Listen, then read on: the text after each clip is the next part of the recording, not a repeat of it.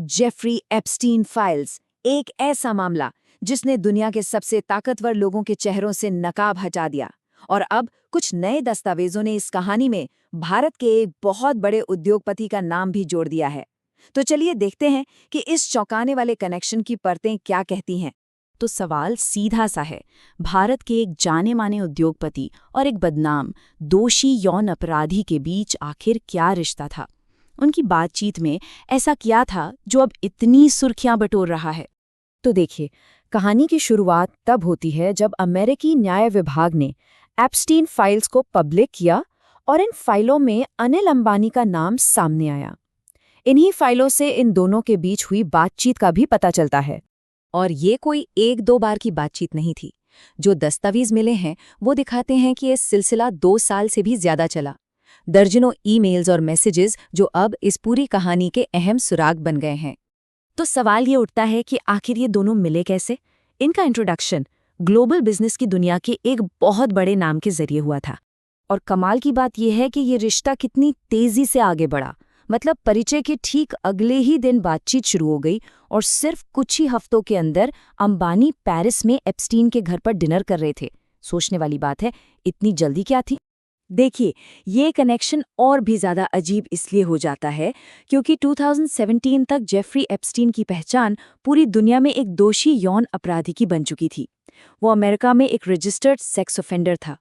तो सवाल फिर वही है कि एक इतना बड़ा उद्योगपति ऐसे इंसान से क्यों जुड़ना चाहेगा?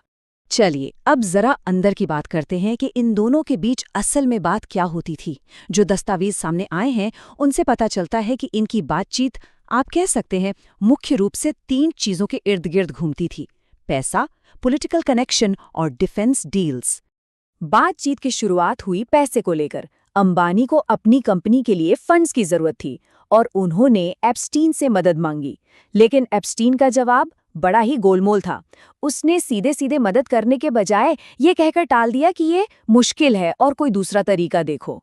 फिर बात आई डिफेंस डील्स की, जिसे अंबानी ने बहुत अहम बताया था। उन्होंने व्हाइट हाउस तक पहुंचने के लिए एप्स्टीन से गाइडेंस यानी कि मार्गदर्शन मांगा। यहां भी एप्स्टीन ने खुद को पीछे रखा और इजराइल के पूर्व प्रधानमंत्री का कॉन्टैक्ट आगे कर दिया। मतलब वो खुद को एक प्लेयर नहीं बल्कि एक कनेक्टर के तौर पर पेश कर रहा था। और फिर बात पहुंची बड़े पॉलिटिकल कनेक्शंस तक। एप्स्टीन ने एक आइडिया दिया कि शायद प्रधानमंत्री मोदी ट्रंप के पूर्व रणनीतिकार स्टीव बैनन से मिलना चाहें। रिकॉर्ड्स दिखाते हैं कि अंबानी इस बात पर सहमत भी हो गए। हाँ, ये अलग बात है कि ऐसी कोई मीटिंग हुई हो, इसका कोई सबूत नहीं है, पर ये बातचीत उनके इरादों को जरूर दिखाती है।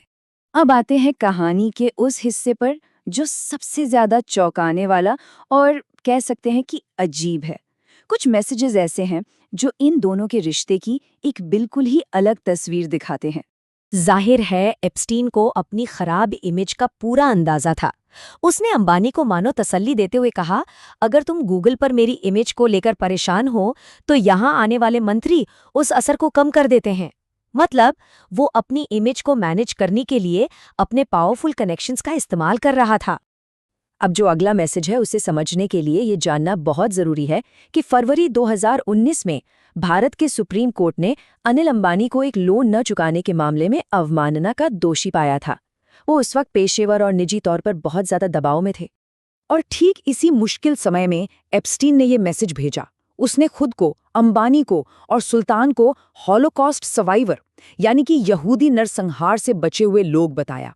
ये एक ऐसी तुलना है जो न सिर्फ बेहद असंवेदनशील है बल्कि ये भी दिखाती है कि एप्स्टीन किस तरह का एक मनोवैज्ञानिक माहौल बना रहा था। तो इन सारी बातचीत और इन अजीबोगरीब मैसेजेस का आखिर मतलब क्या निकलता है?